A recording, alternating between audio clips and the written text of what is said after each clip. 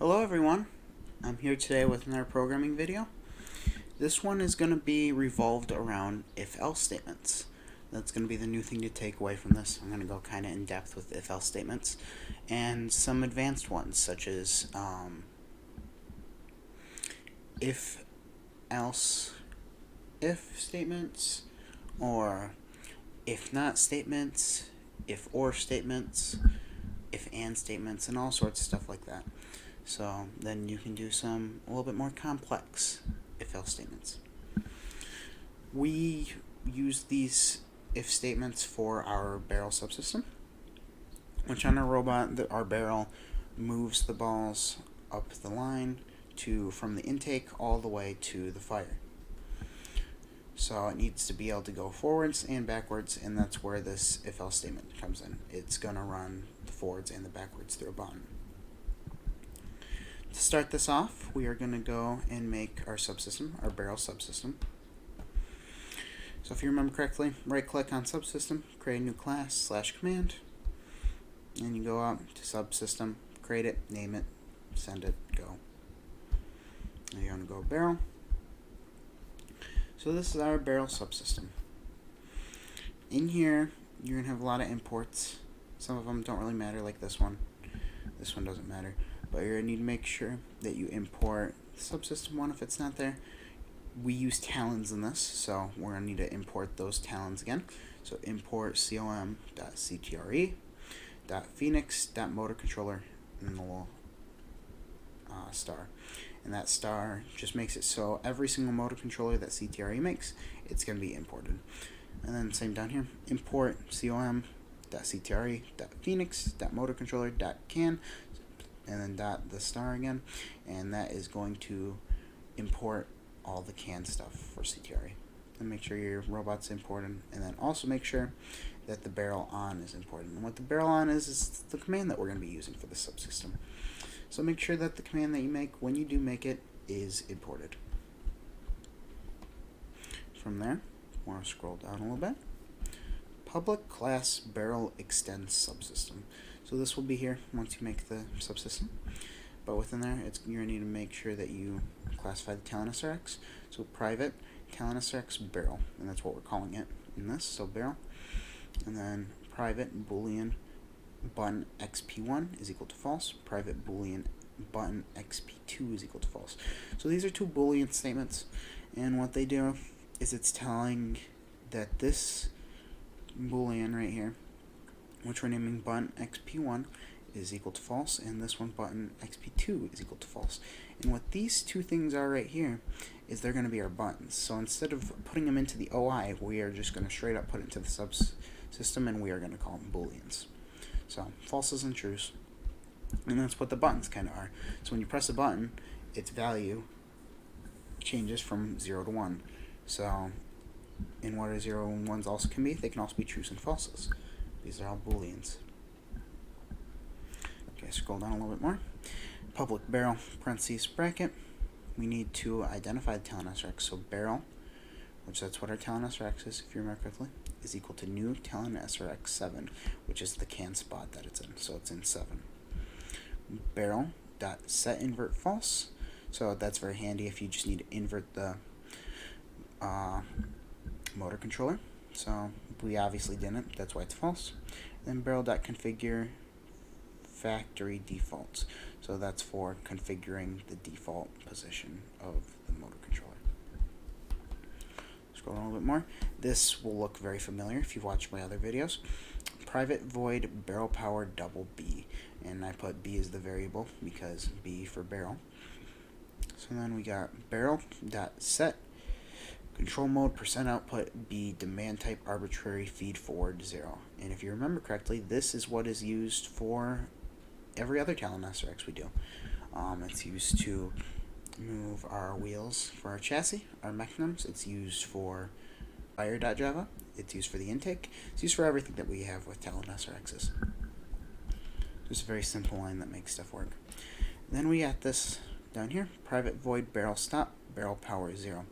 So that's taking this and it's multiplying it by 0.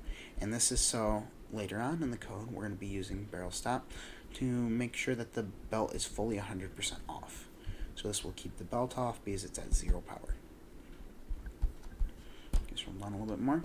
Here's where it starts to get interesting. So we got public void barrel on button xp1, which if you remember that's one of our booleans, is equal to robot.oi xbox2, so our second Xbox controller in our OI, get raw button 1. So what that does is it tells this boolean that it's equal to button number 1 on our Xbox controller. So since we did that, now these two are linked. So this boolean is linked straight with the button on the Xbox controller, that's 1.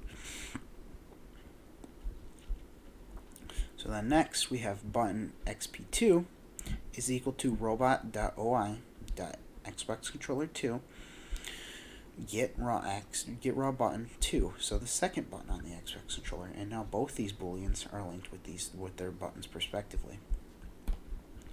Then we got the if statement I was telling you about. So if button xp1, which is this boolean up here, and these two and signs is the and function. So button xp1 and button xp2. So if both of them are pressed, or that's what these two upward lines mean in brackets, or, and then we have the exclamation mark, which that means not.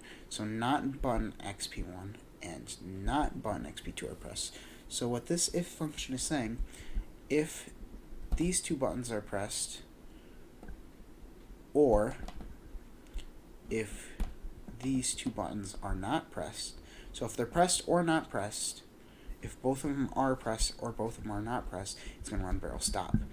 So if we're pressing both button 1 and button 2, the barrel will not be moving.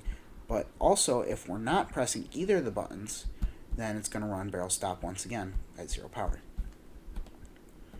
And then we're going to say else if button 1, so if just button 1's pressed by itself, it's going to have a barrel power of 0.75, so it's going to move our barrel up 75% power. And then another if button xp2 is pressed instead of button xp1, then it's going to run the barrel power at negative 7.75, so it's going to move the barrel downwards at 75%. And that's our if else statement. It's very interesting how the and the ors work, and they're very helpful and useful. And then remember the exclamation points are the nots. And then finally, at the very end of our subsystem for barrel, we got override public void init default command, where we classify our command. So that means that we're going to now need to go to our command, which, if you remember correctly, on how to make a command, you come up here to commands, right click, create a new command /class, and you are going to name it whatever you want. I name mine barrel on because it's based on the barrel. So barrel on, double click, scroll towards the top. So once again, remember, you don't really need to add too much to this. Requires robot.barrel, if you remember correctly, always after you're done making a subsystem, and you're going to make sure and go to robot.java, come under the public class robot extends timed robot. You come in here, make sure you put the barrel down right in here. So I have the barrel right here.